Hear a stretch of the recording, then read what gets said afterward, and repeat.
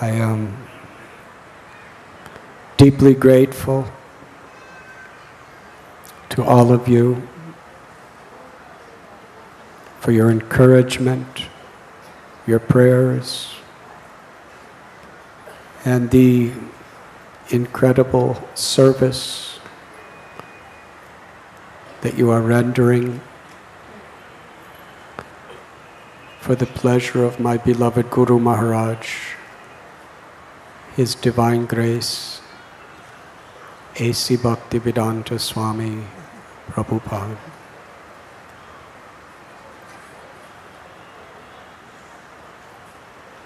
His mercy, compassion, wisdom, and sacrifice is the only qualification that I have, and it is the only wealth that I have to give.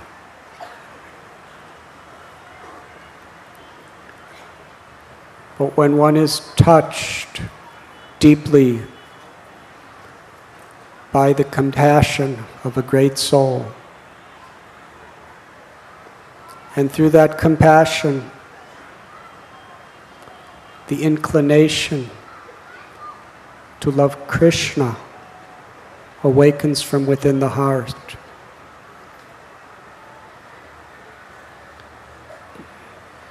then all darkness is illuminated with light. And one naturally, spontaneously wants to share that gift with everyone or anyone.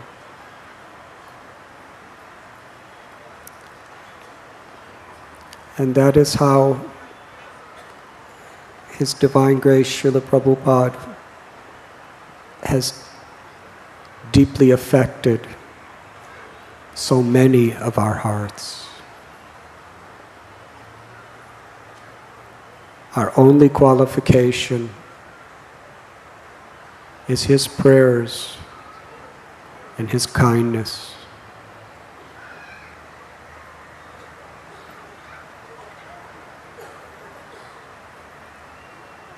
When I look out at all of you,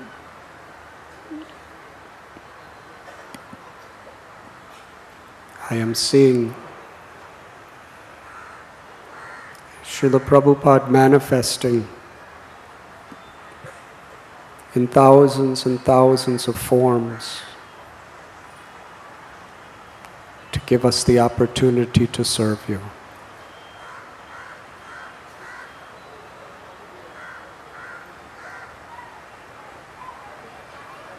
Srila Prabhupada is my life and soul.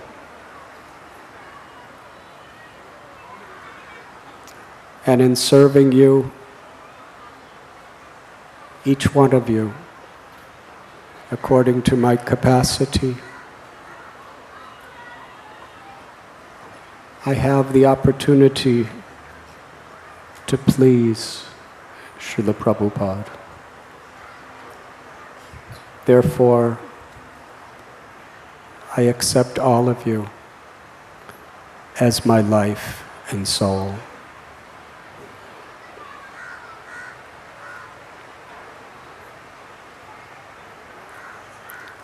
Exactly 40 years ago, on this day,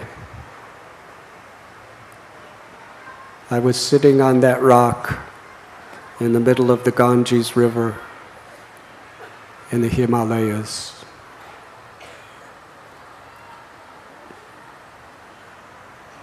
It was the month of January of 1971.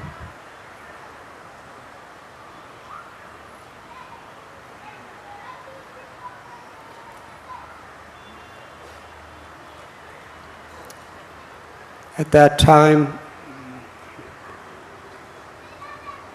I was alone. I had nothing. except one thing. I believed that God would help me if I was sincere.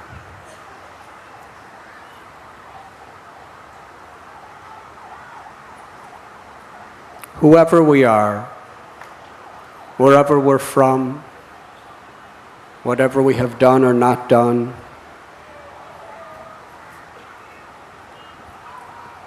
Krishna will help us if we are sincere. Not always the way we prefer to be helped. But if we are sincere, we should know that whatever comes in our life is the perfect opportunity and the grace of God.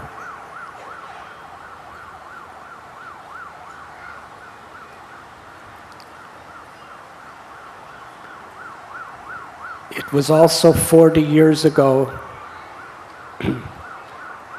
1971, just a couple days after Janmashtami, that my dear friend Gary and myself were sitting in this place at Kesi on the bank of the Jamuna River in Vrindavan. And here we are again.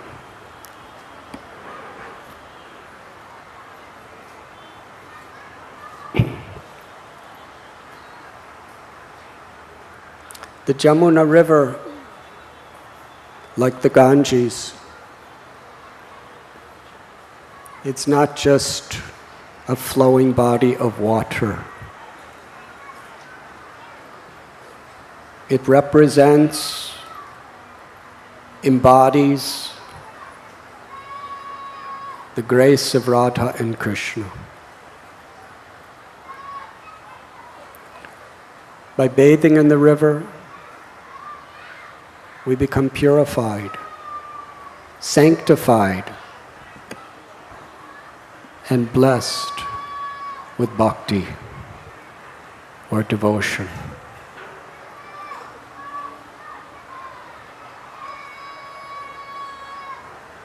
As Radha Gopinath Prabhu explained minutes before,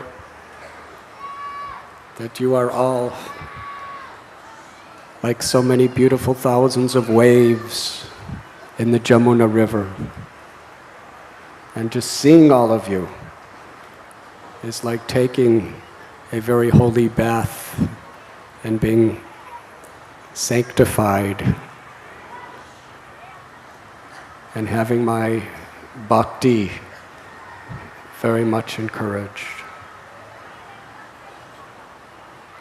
But I never thought I'd see my father as one of the waves of the Jamuna River. But he's here.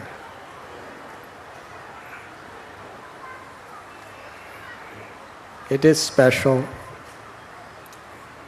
My father is 87 years old. He's not in the best of health. He can hardly walk. And he hates airplanes because he suffers so much when he's on them. When Radha Giridhari Prabhu and Krishna Chandra Prabhu invited him to come, he adamantly said, "No, I can't do it. I'm too old. I'll never make it."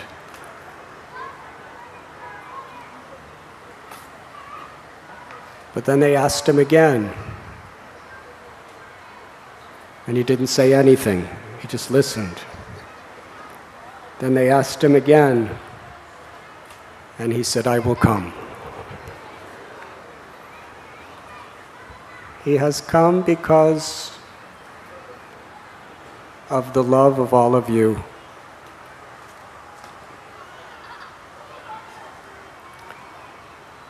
When I was sitting on that rock in the Ganges 40 years ago, sometimes I would think,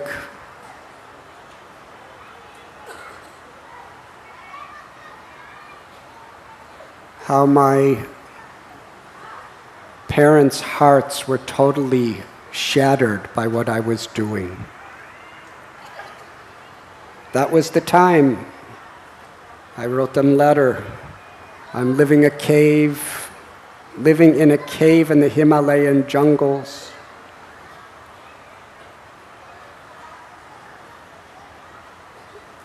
Because I had to be honest.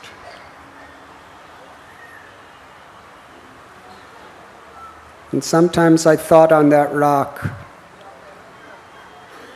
is my heart harder than this rock that I'm sitting on? That I'm doing this to people who gave their life, their soul, their everything to help me in every way they knew how to do? But I believed very deeply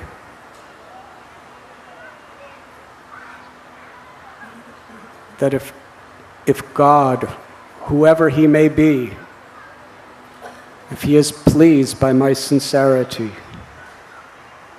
He will compensate, and He will bless them, and He will give them the understanding and the appreciation, and He will give them grace. And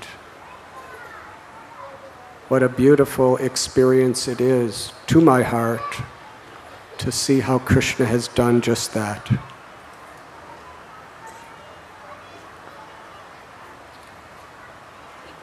Krishna tells in Gita, Ananyas chintayanto mam yejana paryupashate, that if we just approach Him with sincerity,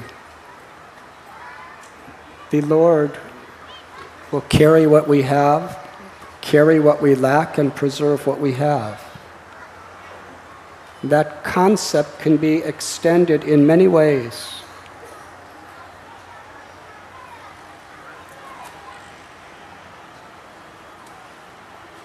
One is, if we please Krishna, just with our sincere and earnest effort,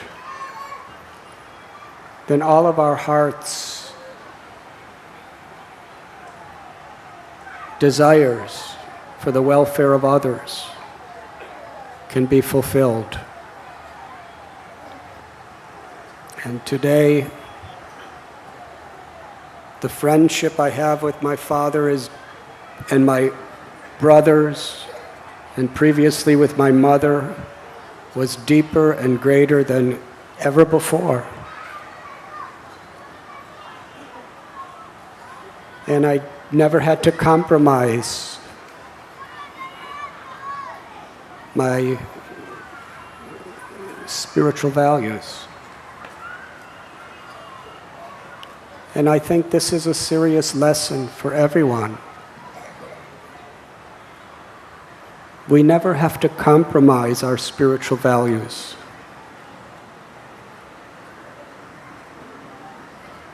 But we should follow them in a spirit of compassion.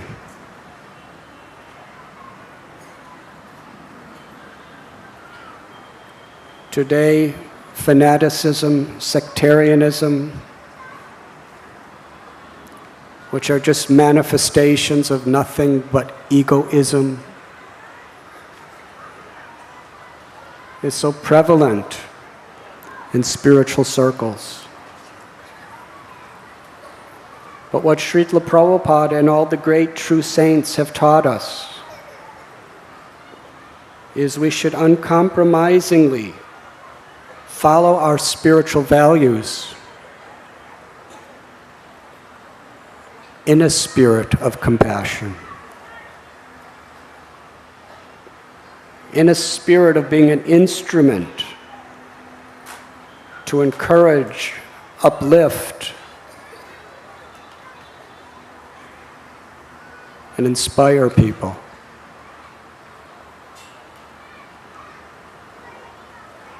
And if we have that spirit, we can be empowered, each and every one of us, way beyond our farthest imagination.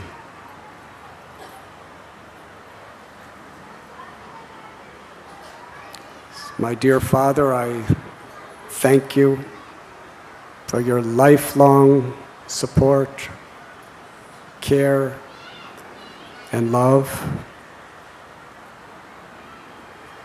I remember when I was 18 years old, about to go to college, he said, "Whatever you do, I'm always with you because I love you."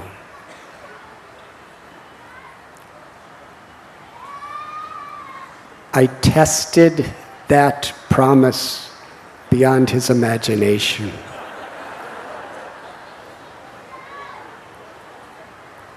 And not even for a second did that promise ever waver.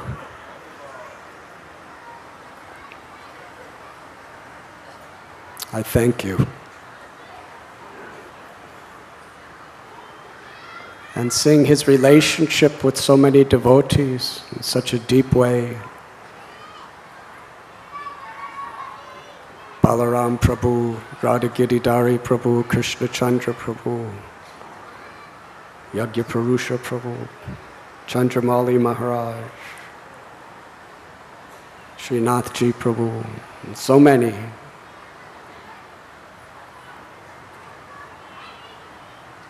I remember when my mother was in her last days, she hardly could recognize anything or anyone. And when a person is like that, even loved ones have no desire to see them. But Krishna Chandra Prabhu, Radha Priya Devi, I believe Priyavrat was there. I'm not sure if Karuna Manjari or Radha Devi were there. They traveled thousands of miles just to see her. And for a long time, Radha Priya was holding my mother's hand. And my father, he called me on the phone. I wasn't even there. He said, "The love that these people have, none of our relatives have. None of our best friends have."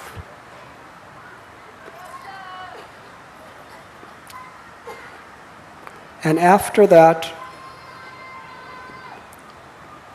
the only words my mother was saying was Hare Krishna and Muffet Lal. Yes? She hardly said another word. If someone tried to talk to her, she'd go, Muffet Lal.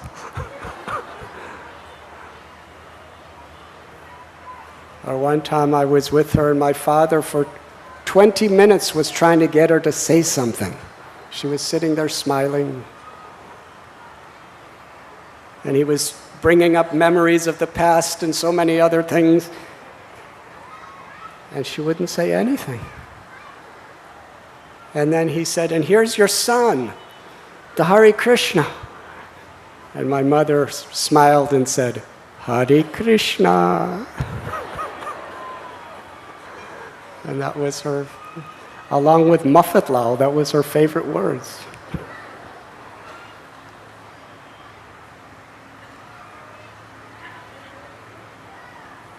And when my family decided,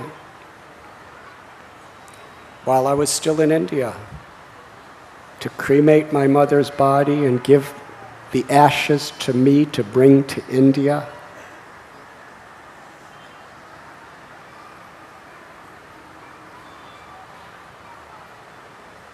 it was very special. That's how much all of you mean to them. And that's how much my devotion to Krishna means to them.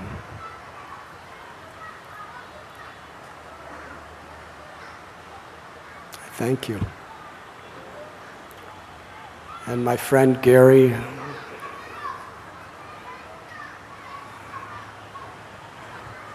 when we were young, we were practically just the same. We had the same hairstyle. He had a big beard. I tried to imitate, but it didn't work. Nothing came out. But we had the same weight, the same bodily size, the same values. We did the same exact things every day. No need to go into details about that.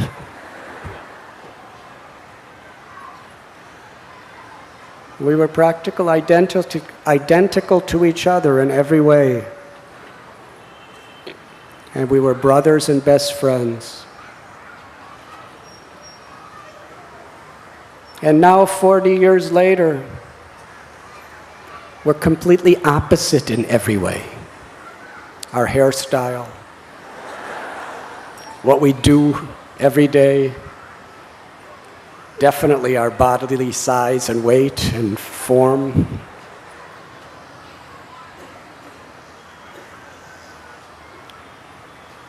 From a material perspective, we have nothing in common. But I think Gary will agree that the friendship and the love that we exchange is thousands of times deeper and greater than it ever was when we were young.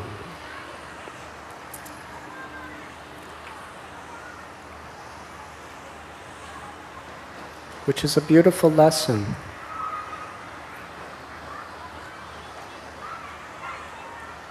That when love comes on a spiritual platform, it's transcendental to all these material considerations. It's a thing of the heart.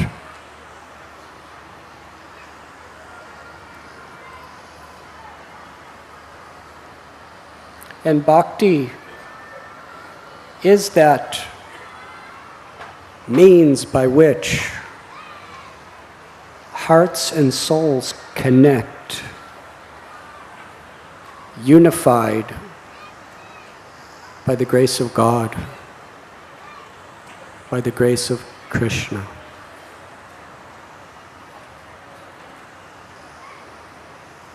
And seeing, it's inconceivable to me, seeing Gary, a best friend of so many of our devotees here in Bombay, and so many of our devotees, best friends of Gary.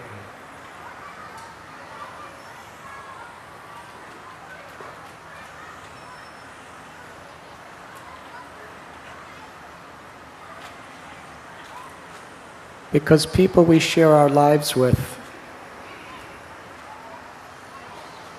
we should always be grateful to Krishna for that blessing.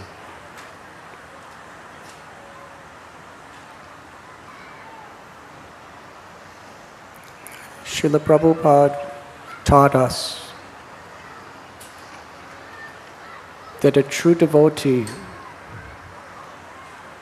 is saragrahi, one who seeks the essence within everyone, in any situation, within our spiritual path, within our relationships, within our occupations, to seek the essence. If we seek the essence, we see beauty and hope everywhere. If we become distorted in our vision and look for the superficial aspects of things,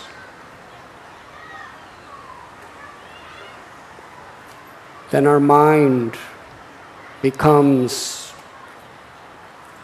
obsessed with ups and downs, hankering, lamenting, the dualities of success and failure, pleasure and pain, health and disease, honor and dishonor, pleasure, pain.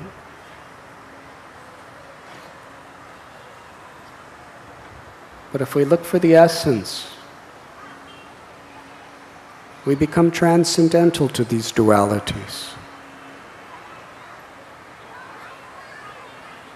Because the essence is the grace of God, the grace of Krishna.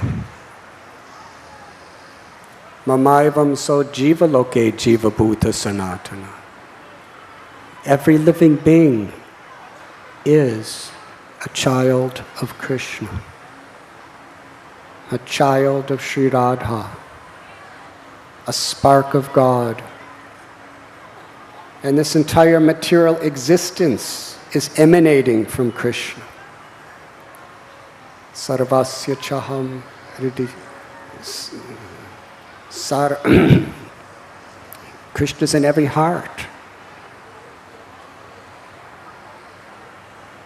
Everything is emanating from him. Aham sarvasya prabhavo matta sarvam pravartate.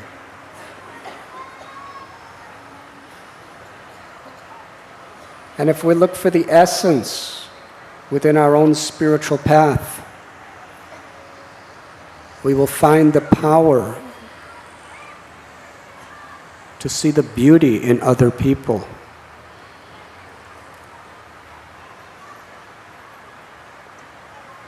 And to be compassionate.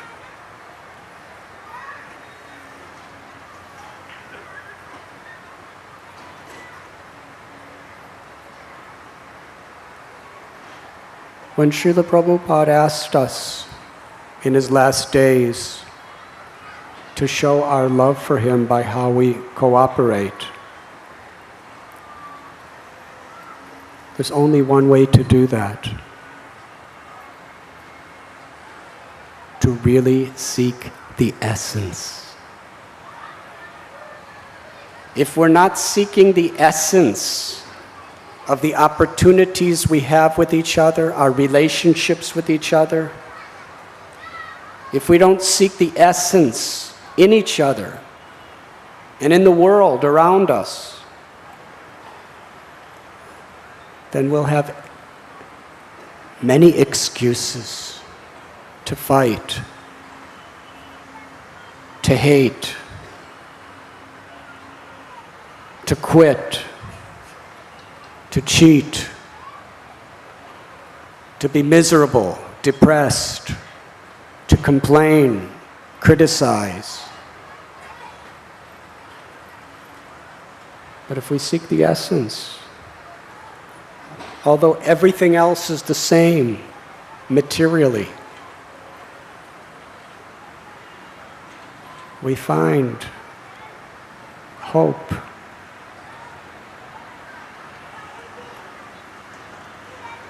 The Bible says, "Seek and ye shall find."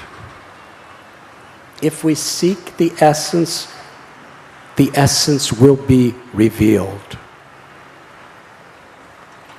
And that essence is Krishna, who's all beautiful, all loving,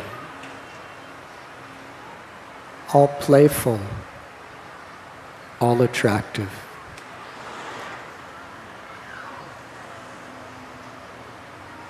Krishna says, "One who sees me everywhere and everything in me, for him or her, I am never lost, nor are they ever lost to me."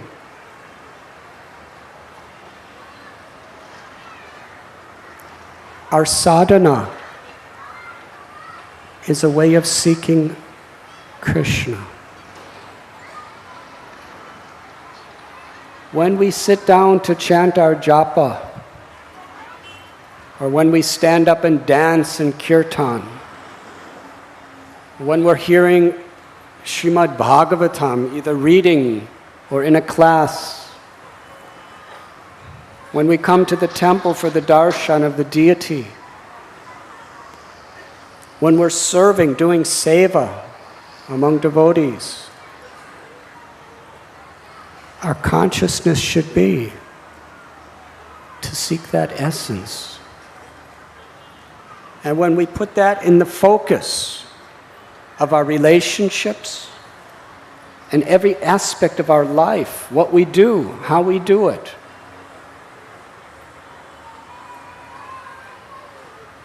we become empowered.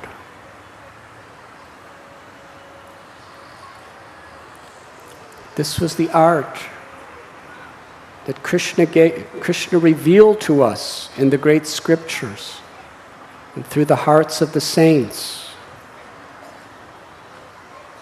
And it is the art that Srila Prabhupada taught us. Not to compromise our spiritual values,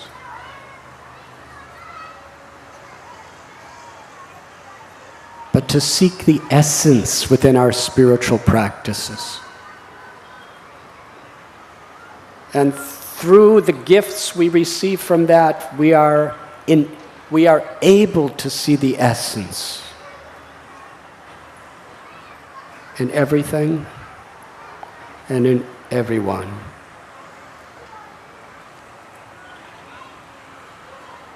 Srila Prabhupada would quote, Dina hina yata chilo harinam udharilo, tara sakshi jagai madhai.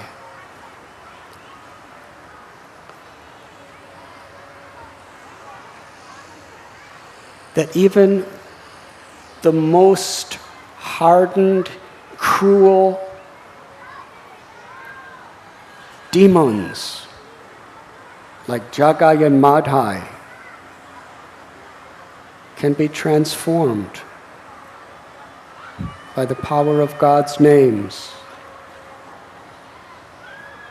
Nityananda Prabhu, he saw that potential in their hearts. And they became saints. In the same way, Srila Prabhupada, when he traveled around the world 12 times, he saw that potential in everyone's hearts. And so many people became transformed. And in the same way, through our sadhana, our spiritual practice, and through our prayer and practice, we should cultivate seeing that potential in everyone and in each other. Where there is selfishness, Maya will provide innumerable excuses to complain and to divide us.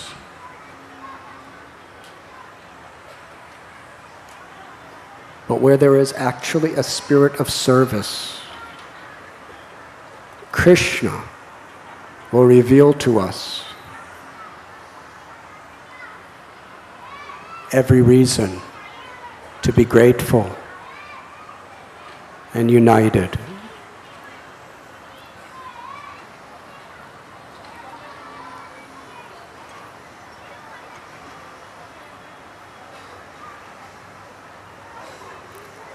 Within this beautiful assembly, we have people from many countries, many races, religions, castes, economic status, educational qualifications.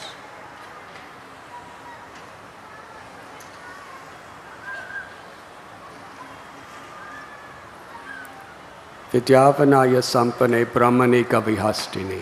Sunichaiva swapakecha pandita samadarshana. Wisdom is to see the unity of Krishna's presence in all of our hearts. And to see all of you today so united, without passing judgments on each other, is a testimony of the beauty of bhakti, or sincere devotion.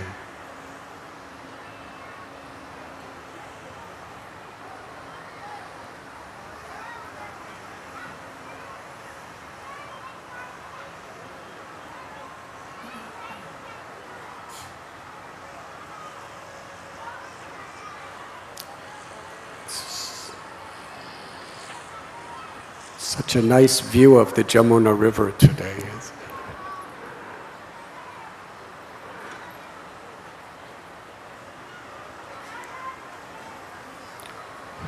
This arrangement that our devotees made is a replica of Kesi Ghat.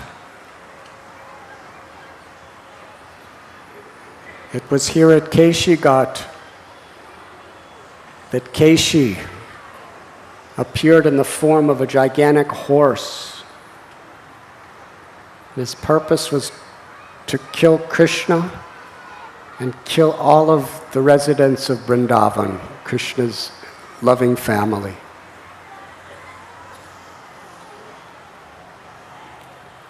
Krishna was just a small boy, a little cowherd boy. And Kesi was so huge.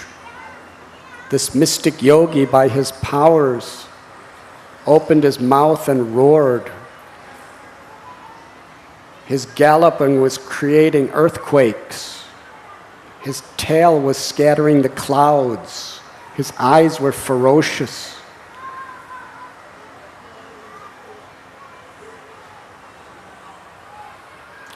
And Krishna took his little hand, which was so soft, that little hand that would play the flute. He put it in Kesi's mouth, stuck it in Kesi's mouth. Krishna's hand was like a lotus flower, and his fingers were like the softest lotus petals. When he played on his little bamboo flutes, his fingers would so gracefully and tenderly dance on the holes of the flute. And such deeply emotional sound vibrations, the manifestation of the love of Krishna's heart would come from that flute to charm everyone's hearts. But now that tender little lotus-like hand was plunged into the mouth of this most evil, powerful asura. And his hand expanded and expanded and expanded, because Kesi's mouth was many times bigger than this pandal we are sitting in. And Krishna's hand was probably not much bigger than our hands.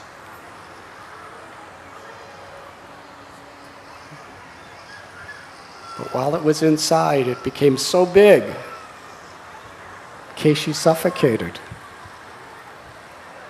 and was liberated. He returned to the spiritual world.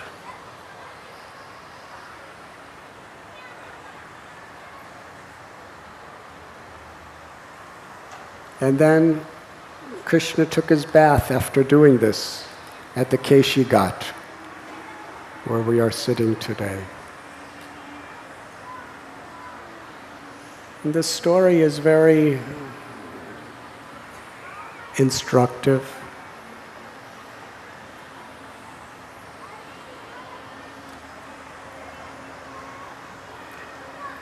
Krishna is in all of our hearts. We may not be able to see him at this time.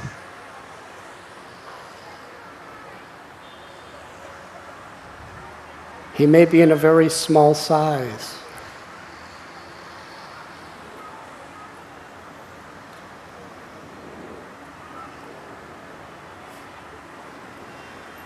But if we turn to him with sincerity, by being the servant of his servants and chanting his holy names,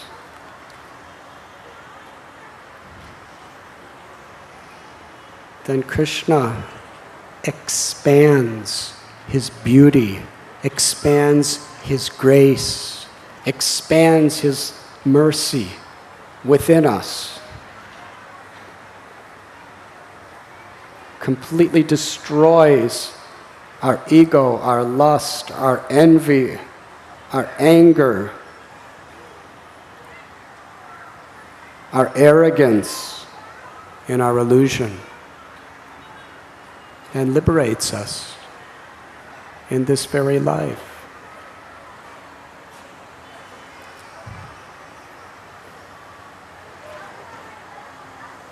Yegatamam prapadyante.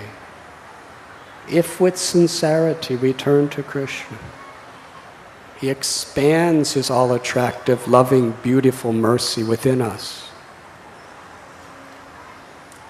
And however big our egos, however big our material attachments and our vices may be,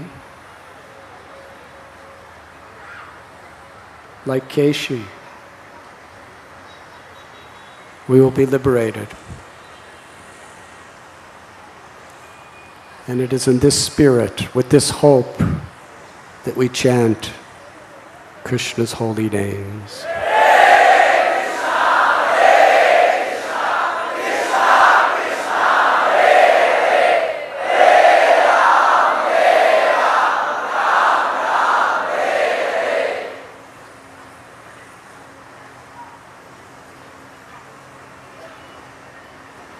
As we get older, we get more and more experience of how illusory time is.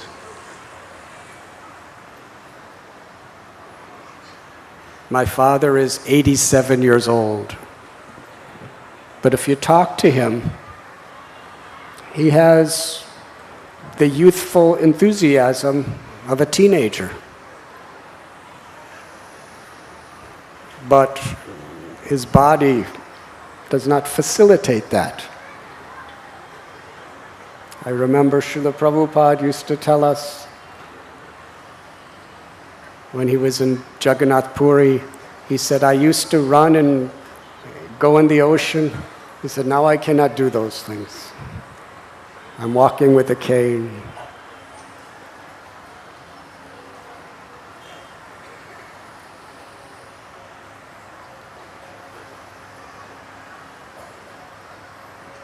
Myself, 60 years old. Well, what does that mean? The body like a set of clothes or like a motor car. It has its youthful time, it has its attractive time, and then it starts deteriorating, getting older. And there's a very limited amount that we can do about it.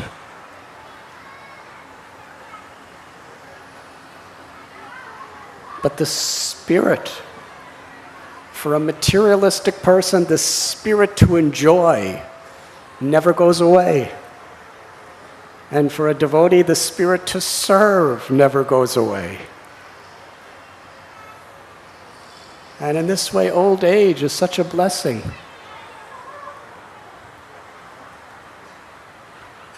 You have something so wonderful to look forward to. Because it gives us a very, very clear realization of how illusory this body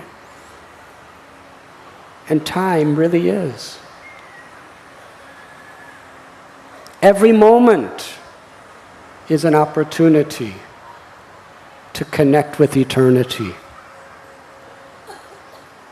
We don't have to wait or procrastinate.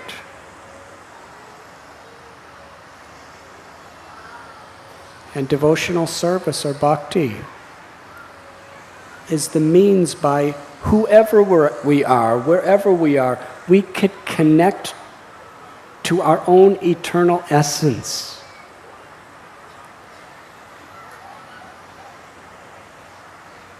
By honestly and sincerely trying to seek the essence of pleasing God, pleasing Krishna in whatever we do. I am so grateful to my Guru Maharaj, Srila Prabhupada, for inspiring such a wonderful family as all of you. And we should never forget this, that we are a family. And as a family, we should not take advantage of each other. As a family, we should act, speak, live in a responsible way, that we are all contributing to the spiritual, physical, emotional welfare of each other.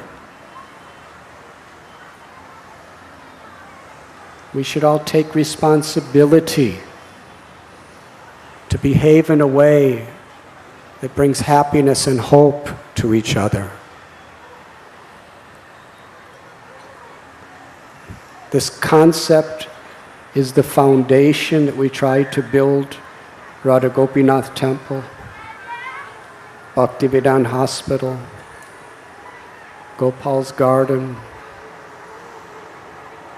and all the other projects. Because this is the concept that Srila Prabhupada has inspired us all to follow.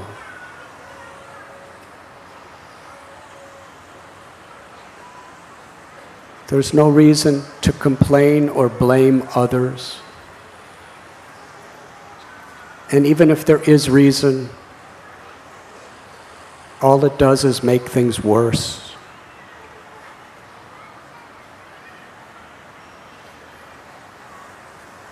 We should, each and every one of us, take serious responsibility to speak and behave properly in such a way that it will inspire true devotion and true happiness in each other. And it will create a happier, more united family. When Lord Chaitanya manifested his Leela as a devotee after coming back from Gaya, and Srivas Thakur was told about this, in ecstasy, he cried out, "Let our family expand."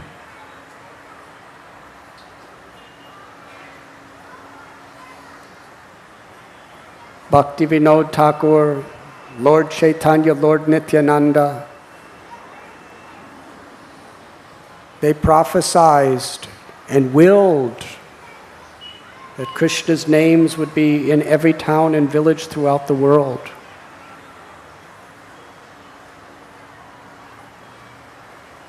In a deeper sense, what they really mean is this family environment among devotees will expand throughout the world. Because in reality, aham bija pratapita, Radha and Krishna are the mother and father of all living beings. We are eternally a family. To take responsibility, to seek the essence and to act in that spirit will liberate us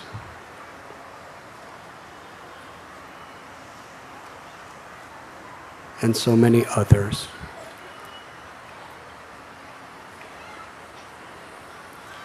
Every moment we have that opportunity.